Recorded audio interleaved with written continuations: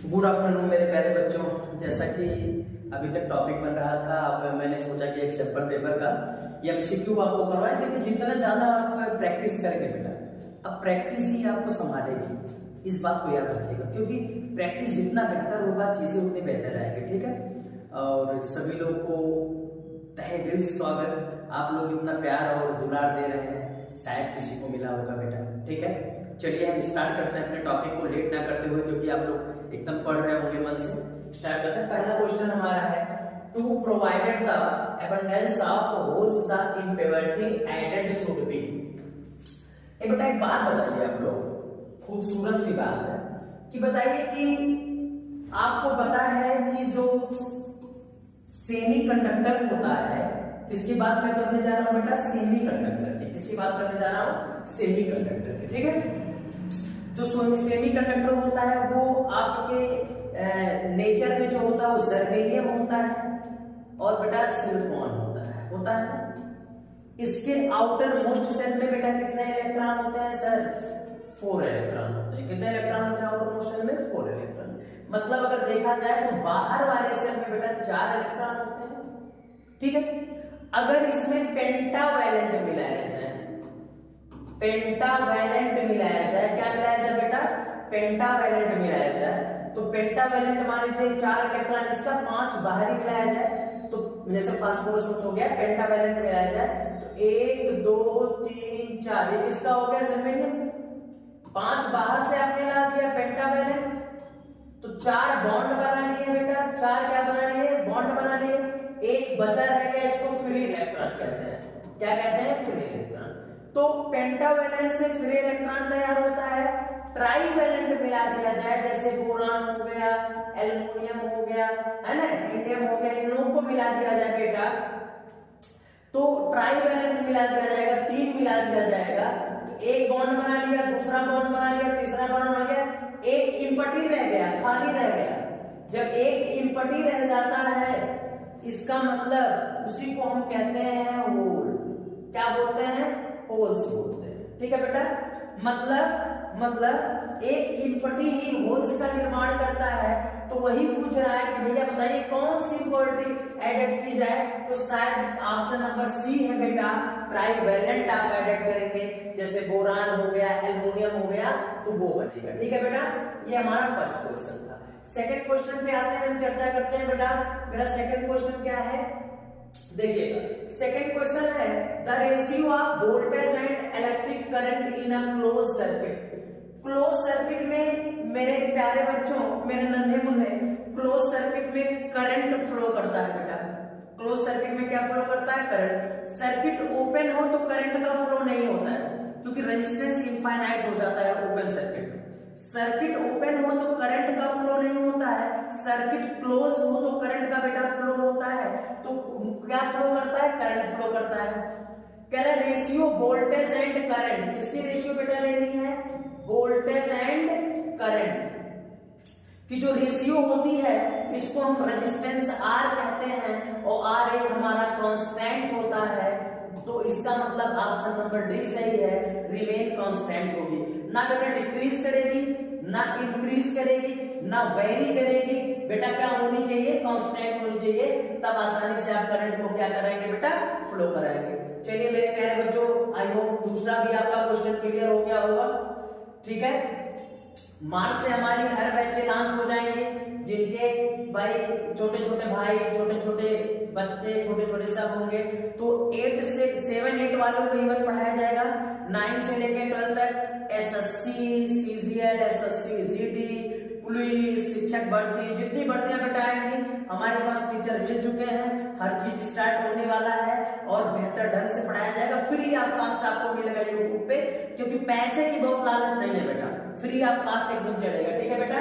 चलिए आइए देखिए, दूसरी बात को हम करते हैं, देखें इसको ध्यान दें। नेक्स्ट क्वेश्चन पे चर्चा करते हैं। नेक्स्ट क्वेश्चन बेटा हमारा क्या है?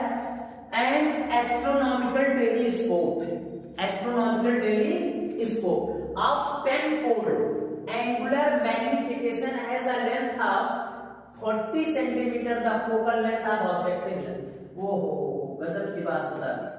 10 फोल्ड मोड़ना है। कितने फोल्ड करना है? 10 फोल्ड। तो मैं पहले बात कर लूं लेंथ क्या होती है उसकी एस्ट्रोनॉमिकल की, तो बेटा होती है FO प्लस FV।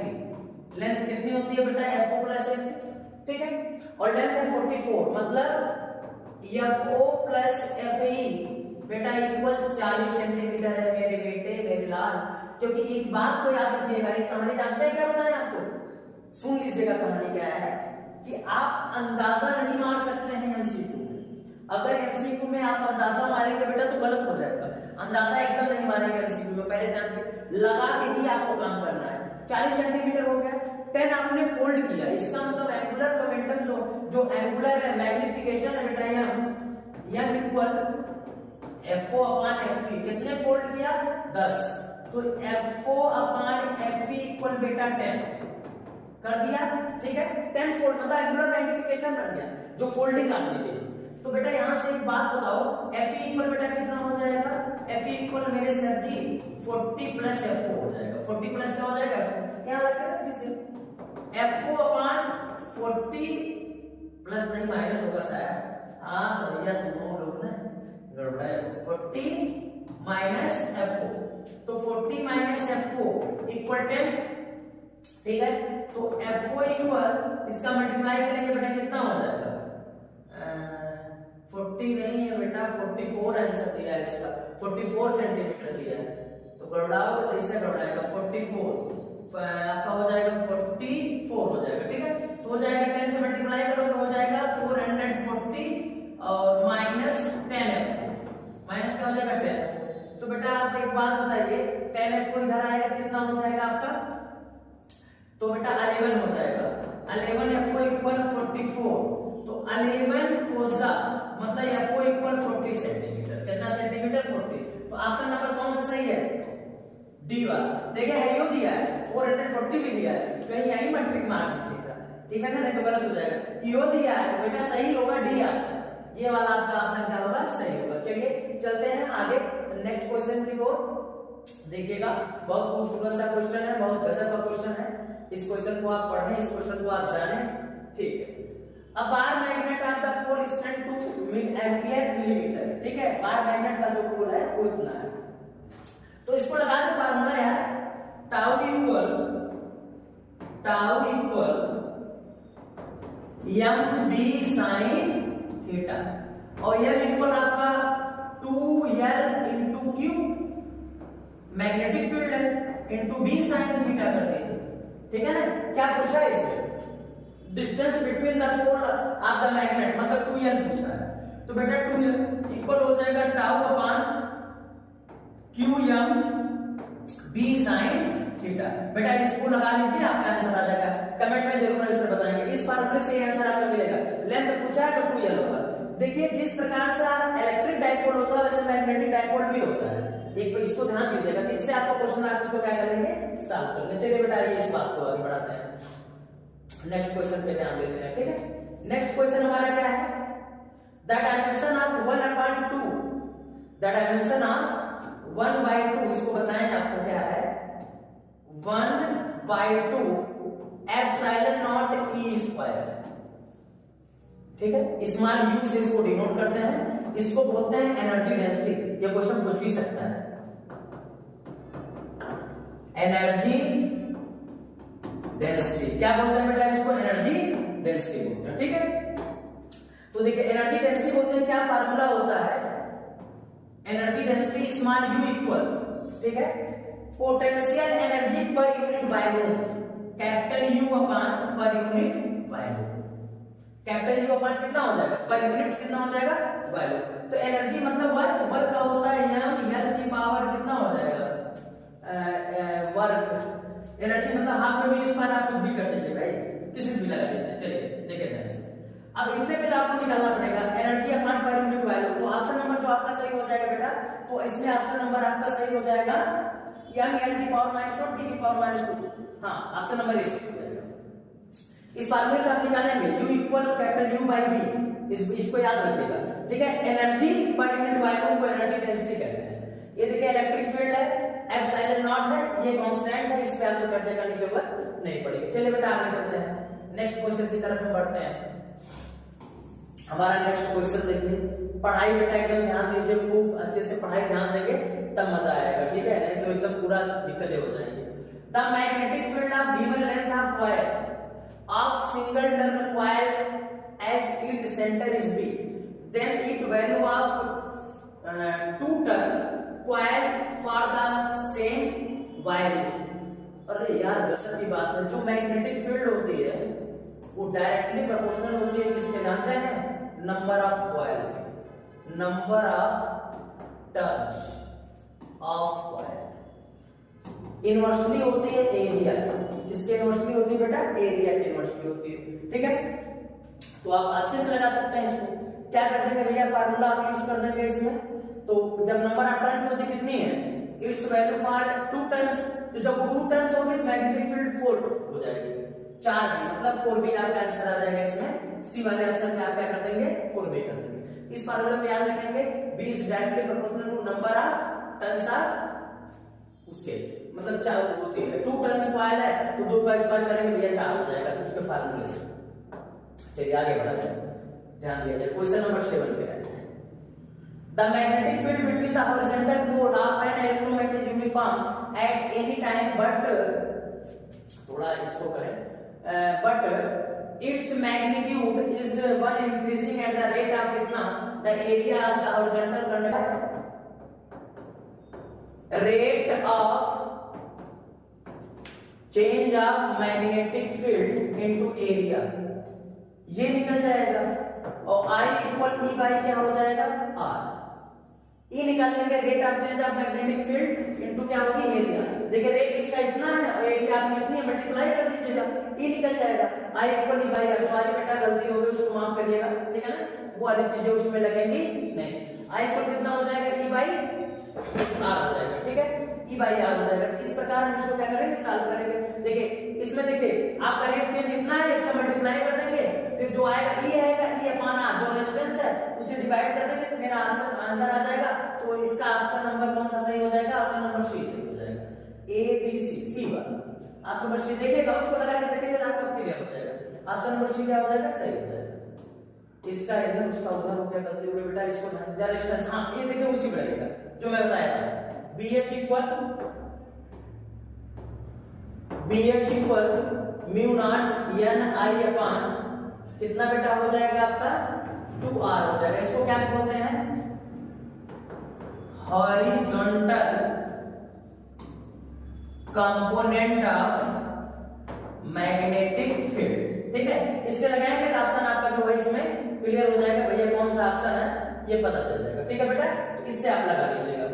चलिए आगे देखते हैं, ध्यान दीजिए। क्वेश्चन नंबर 8 के बाद question number 9,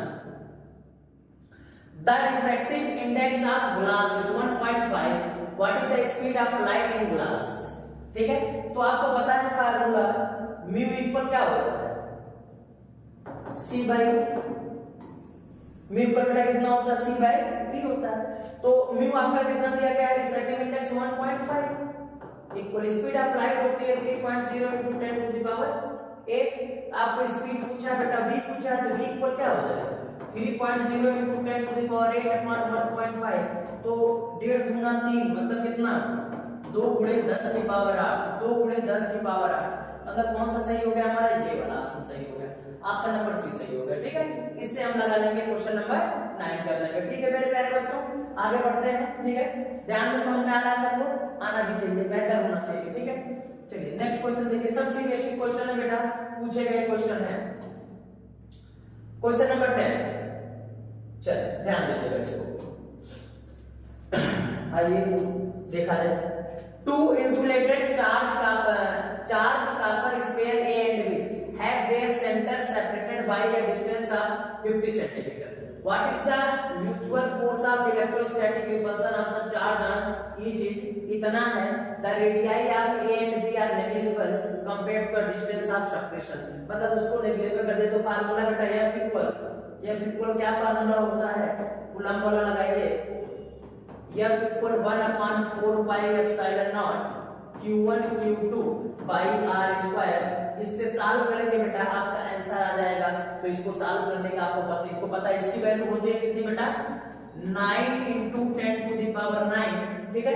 Q1 Q2 separated value दिया है, सेम इसका स्क्वायर कर दीजिएगा और R आपकी डिस्टेंस दी है वहां रख दीजिएगा। रखने के बाद बेटा आपका फोर्स आ जाएगा और जो फोर्स आ जाएगा उस पे आप काम कर लेंगे, ठीक है। मैं नेक्स्ट आगे बात करता हूं, इस बात को निकाल लीजिएगा। क्वेश्चन नंबर 11 देखिएगा। क्वेश्चन नंबर कौन है? 11। A B C D F G ठीक है। चलिए कह रहा बताइए in the following figure which one of the diode is reverse bias. इसमें से एक रिवर्स बायस, तो रिवर्स बायस और फॉरवर्ड बायस आपको पता है, बिल्कुल पता होगा, पढ़ रहे हैं तो पता होगा। फॉरवर्ड बायस में क्या होता है, जब p टाइप सेमीकंडक्टर को पॉजिटिव टर्मिनल से n टाइप को नेगेटिव टर्मिनल से कनेक्ट किया जाता है तो उसका फॉरवर्ड बायस कहते हैं। रिवर्स बायस में क्या होता है, जब p टाइप के सेमीकंडक्टर को नेगेटिव टर्मिनल से और n टाइप को सेमीकंडक्टर को पॉजिटिव से किया जाता है, वो रिवर्स बायस होता है। रिवर्स बायस में करंट का फ्लो नहीं होता है, लेकिन फॉरवर्ड बायस में करंट का फ्लो होता है, ठीक है बेटा। चलिए तो कह रहा है कि भैया, हाँ ध्यान से सुनना एकदम अच्छे से देखिएगा। यार देखिए ये P होता है, बात करें आइए, ये कितना होता है, ये P होता है, ये P होता है, ये N होता है, ठीक है। N को किससे बेटा कनेक्ट किया गया, देखो पॉजिटिव टर्मिनल से। P को किससे किया गया है, नेगेटिव टर्मिनल से। इसका मतलब ये कौन सा बायस हो गया, रिवर्स बायस। अगर एनोड बड़ा होगा किससे, कैथोड से, तब फॉरवर्ड बायस।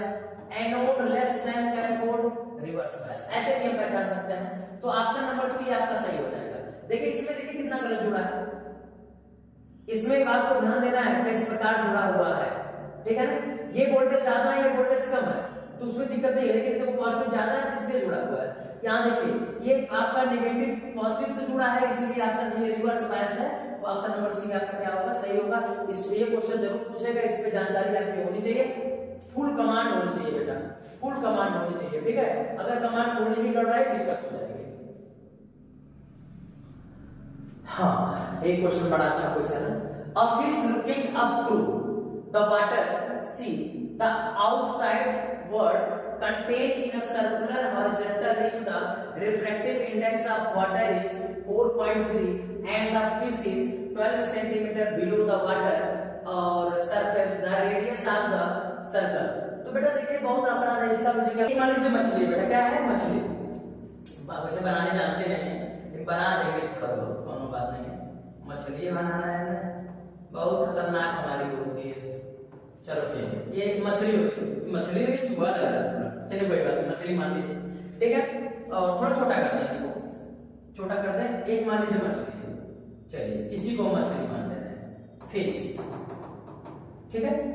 अभी हमारा सरफेस हो गया बेटा, ठीक है, और ये आपका नॉर्मल हो गया एकदम। यहां से कोई रेस आएगी तो सीधे निकल जाएगी, कोई इसमें प्रॉब्लम नहीं होगी। और ये मामला हमारा, ये देखिए ये इसका आपका रेडियस हो गया, रेडियस कितना हो गया, r हो गया। यहां से बेटा देखोगे यहां से यहां तक एक आपका क्रिटिकल एंगल बन जाएगा IC, यहां पे आपका भी क्रिटिकल एंगल बन जाएगा IC, क्योंकि रेज जब आती है इसके पैरेलल हो जाती है, जब रेज आती है इसके क्या हो जाता है, पैरेलल। यार हाइट बेटा कितनी होगी उसकी, h, ठीक है। तो एक फार्मूला है tan वाला, tan वाला लगाएंगे, tan थीटा, tan थीटा मतलब tan IC, क्रिटिकल एंगल है tan IC इक्वल, ठीक है, परपेंडिकुलर मतलब h और बाय रेडियस r, तो कितना हो जाएगा हमारा, यहां से अगर हम देखेंगे तो h equal r tan IC बन जाएगा। h इक्वल कितना बन जाएगा, सॉरी यार परपेंडिकुलर r, परपेंडिकुलर कितना है r, एक मिनट बस ये एक मिनट करो, पर tan IC इक्वल बेटा हो जाएगा परपेंडिकुलर मतलब r और बाई बेस का पे कितना हो जाएगा, ये हो जाएगा h। देखिए क्योंकि एंगल के सामने परपेंडिकुलर होता है, एंगल सामने क्या होता है परपेंडिकुलर, तो r इक्वल बेटा h tan IC हो जाएगा, ठीक है। और वी नो दैट, हम जानते हैं sin IC इक्वल 1/μ, म्यू मतलब रिफ्रैक्टिव इंडेक्स, तो sin IC इक्वल बेटा 1/4/3, 3 को ऊपर ले जाओ तो 3 कितना हो जाएगा, 4 हो जाएगा। तो 3/4 हो जाएगा बेटा, उसको हम जब इसको करेंगे ब्रेक करेंगे कितना आएगा sin c, इसको ब्रेक करेंगे, इसको आप लोग कमेंट में ब्रेक करके बताइए, जो भी आएगा यहाँ जो भी यहाँ आएगा उसको आप क्या करेंगे,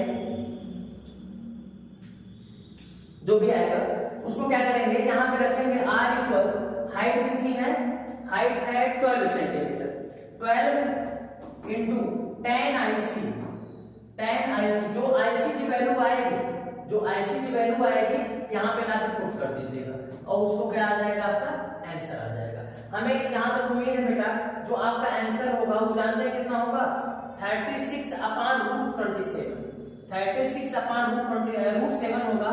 ऑप्शन नंबर डी आपका सही होगा।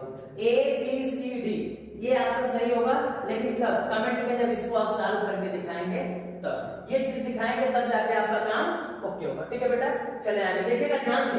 यहाँ पे एक रेज जो सीधे भाई कोई देखेगा कुछ रिफ्लेक्शन होगा नहीं, यहाँ से देखेगा तो क्रिटिकल एंगल ये बनेगा आपका, IC बन जाएगा क्रिटिकल एंगल ये वाला, तो IC तो अल्टरनेट से ये IC होगा, ये रेडियस r होगा, हाइट h होगी, तो इस फार्मूले को आप लगा के उसको क्या करेंगे, सॉल्व कर लेंगे। ठीक है, उसकी वैल्यू जब आप पुट करेंगे तो इतना वैल्यू आपका आएगा। C इक्वल वैसे बता देना कितना आएगा, IC मतलब C इक्वल जो आएगा, C इक्वल आएगा आपका क्रिटिकल एंगल जो IC आएगा 48.5 डिग्री, 48.5 डिग्री आएगा। जब वहां रखोगे 48.5 डिग्री tan के जगह पे, तो tan की वैल्यू लगभग 45 पे 1 होती है, 1 से थोड़ी सी ज्यादा होगी, उस पे आप जाएंगे तो आंसर आपका मिल जाएगा। ठीक है बेटा, तो ये चीजें आपको वहां पे मिलती हुई चली जाएंगी। चलिए आगे बात करें, चलिए नेक्स्ट क्वेश्चन पे चर्चा करते हैं।